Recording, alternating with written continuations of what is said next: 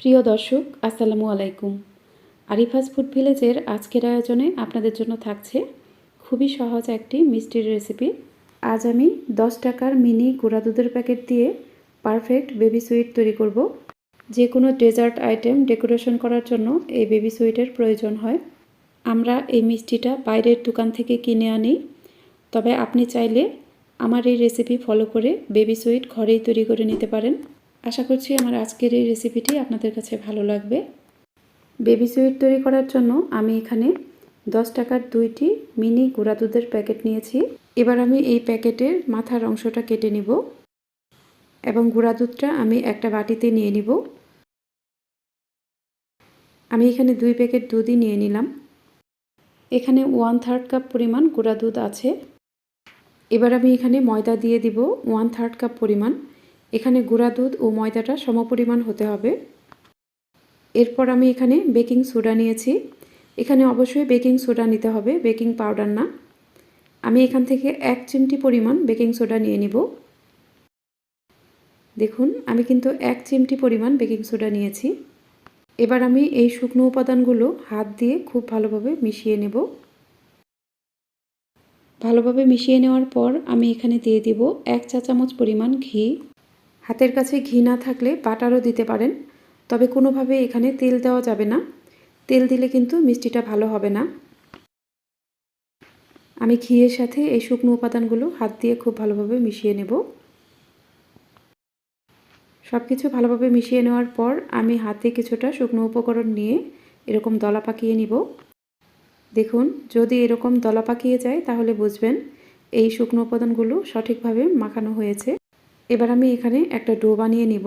সেজন্য আমি এখানে দিয়ে দিব 3 টেবিল চামচ পরিমাণ লিকুইড দুধ। দুধটা অবশ্যই নর্মাল তাপমাত্রায় থাকতে হবে।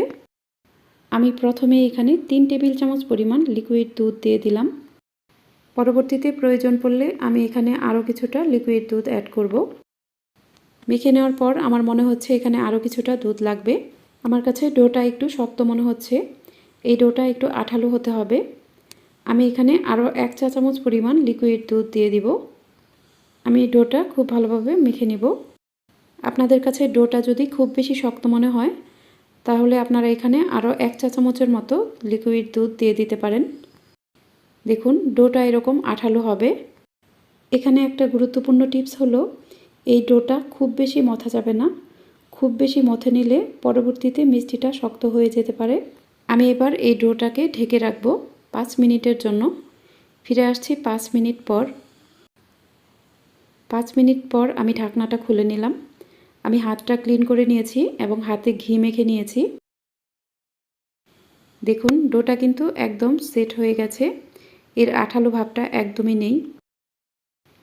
এবার আমি এই ডোটা হাতে নিয়ে নিব এবং এই ডোটাকে আমি ছোট ছোট ভাগে ভাগ করে নিব। এভাবে আমি ডোটাকে এরকম ছোট ছোট ভাগে ভাগ করে নিব।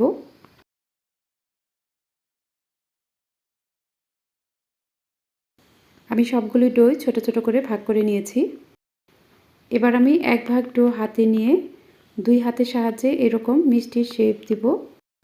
আপনারা চাইলে এরকম রাউন্ড শেপের মিষ্টি বানাতে পারেন, তবে আমি আজকের এই মিষ্টিগুলোকে একটু লম্বাটে শেপ দিব।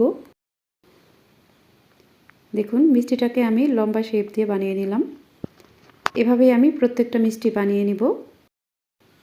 আমি সবগুলো মিষ্টিই বানিয়ে নিয়েছি। আমার এখানে 60টার থেকেও বেশি মিষ্টি হয়েছে। এবার আমি মিষ্টিগুলো ভাজতে চলে যাব। প্যানে পরিমাণ মতো তেল নিয়ে নিয়েছি এবং এই তেলটাকে আমি কুসুম গরম করে নিয়েছি। এ পর্যায়ে চুলার আঁচ একদমই কম রাখতে হবে। তেলটা এরকম গরম হতে হবে যেন এখানে একটা আঙ্গুল ডুবালে হালকা গরম অনুভূত হয়, অর্থাৎ তেলটা কুসুম গরম হতে হবে। আমি এখানে সবগুলো মিষ্টি দিয়ে দিলাম। সবগুলো মিষ্টি দিয়ে দেওয়া হয়ে গেছে। কয়েক মিনিট পর দেখুন, মিষ্টিগুলো এমনিতেই উপরের দিকে উঠে আসবে। দেখুন, সবগুলো মিষ্টি উপরে উঠে এসেছে এবং এর কালারটাও হালকা চেঞ্জ হয়ে গেছে। এখন আমি চুলার আঁচটা একটু বাড়িয়ে দেব। এ পর্যায়ে চুলার আঁচটা মিডিয়ামের থেকে একটু কম থাকবে। আমি মিষ্টিগুলো একটা কাঠির সাহায্যে নেড়েচেড়ে ভেজে নিব। এখানে আমি 3 কালারের বেবি সুইট তৈরি করব। তাই মিষ্টির উপরে যখন এরকম হালকা ব্রাউন কালার হবে তখন আমি কিছু মিষ্টি উঠিয়ে নেব। আমি কিছু মিষ্টি উঠিয়ে নিলাম। আমি বাকি মিষ্টিগুলো নেড়েচেড়ে ভেজে নেব। বাকি মিষ্টিগুলো যখন এরকম ব্রাউন কালার হয়ে যাবে তখন আমি এখান থেকে কিছু মিষ্টি উঠিয়ে নেব। আমি ব্রাউন কালারের কিছু মিষ্টি উঠিয়ে নিলাম। এরপর আমি এই মিষ্টিগুলোকে নেড়েচেড়ে ভেজে নেব। এই মিষ্টিগুলো যখন কালো জামের মতো কালার আসবে তখন আমি এগুলো উঠিয়ে নেব। এগুলো অতিরিক্ত ভাজা যাবে না, তাহলে মিষ্টিগুলো পুড়ে যেতে পারে। আমি মিষ্টিগুলো উঠিয়ে নেব। আমার 3 কালারের মিষ্টি রেডি। এখন আমি শিরাটা তৈরি করে নিব। একটা প্যানে নিয়ে নিলাম 1 কাপ পরিমাণ চিনি। এবার এখানে দিয়ে দিব 1.5 কাপ পরিমাণ পানি। এরপর আমি এখানে দিয়ে দিব 3টি এলাচ। পানিটা ফুটে ওঠা পর্যন্ত অপেক্ষা করব। পানিটা ফুটে ওঠার পর আমি এখানে মিষ্টিগুলো দিয়ে দিব। মিষ্টিগুলো শিরাতে দেওয়ার আগে আমি একটা মিষ্টি চেক করে দেখব। আমি একটা মিষ্টি হাতে নিয়ে এরকম চেক করে দেখব।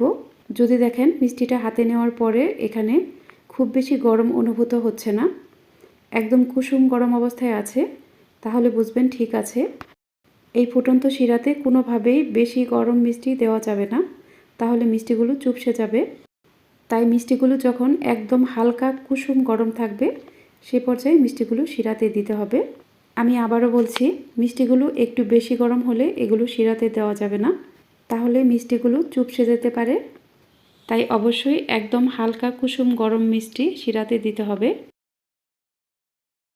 আমি মিষ্টিগুলো শিরাতে দিয়ে দিলাম। এগুলো আমি একটু নেড়েচেড়ে দিব। আর মিষ্টিগুলো শিরায় দেওয়ার আগে চুলার আঁচ মিডিয়াম করে দিতে হবে। মিষ্টিগুলো শিরায় দেওয়ার পরে কিন্তু চুলার আঁচ বাড়ানো বা কমানো যাবে না, সেক্ষেত্রেও মিষ্টিগুলো চুপসে যেতে পারে। মিষ্টিগুলো একটু নেড়েচেড়ে দেওয়ার পর আমি প্যানটা ঢাকনা দিয়ে ঢেকে দিব 5 থেকে 7 মিনিটের জন্য। এর মাঝে একবারও ঢাকনা খোলা যাবে না। আমি ঢাকনার যে ছিদ্র আছে সেটাও বন্ধ করে দিয়েছি। ফিরে আসছি 7 মিনিট পর। 7 মিনিট পর আমি ঢাকনাটা খুলে নিলাম। আমার মিষ্টিগুলো কুক করা হয়ে গেছে। এখন আমি চুলাটা অফ করে দিব এবং প্যানটা চুলা থেকে নামিয়ে ফেলব। প্যানটা চুলা থেকে নামিয়ে আমি ঢাকনা দিয়ে ঢেকে রাখব 2 ঘন্টার জন্য। ফিরে আসছি 2 ঘন্টা পর। ফিরে এলাম 2 ঘন্টা পর। আমি ঢাকনাটা খুলে নিব। দেখুন মিষ্টিগুলো কিন্তু একদম রসে টইটুম্বুর হয়ে গেছে। প্রায় সবটুকু শিরাই কিন্তু মিষ্টির ভিতরে ঢুকে গেছে।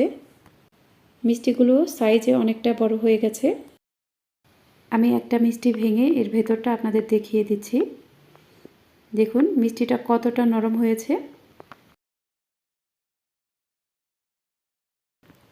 আমি আরও একটা মিষ্টি আপনাদের দেখিয়ে দিচ্ছি। দেখুন মিষ্টিটা কিন্তু একদম নরম তুলতুলে হয়েছে এবং এর ভিতরে রসটা খুব ভালোভাবে ঢুকে গেছে। আপনারা আমার এই পুরো রেসিপি ফলো করে একবার বাসায় ট্রাই করবেন, দেখবেন আপনাদের তৈরি মিষ্টিও একদম পারফেক্টই হবে। আশা করছি আমার আজকের এই সহজ মিষ্টির রেসিপিটিও আপনাদের সবার কাছে খুবই ভালো লেগেছে।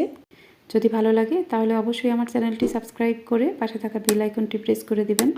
আর যারা ভিডিওটি ফেসবুক থেকে দেখছেন তারা আমার পেজটিকে লাইক ও ফলো দিয়ে রাখবেন। আজ এ পর্যন্তই। এরপর আবারও হাজির হব নতুন কোনো রেসিপি নিয়ে। সে পর্যন্ত সবাই ভালো থাকবেন। আল্লাহ হাফেজ।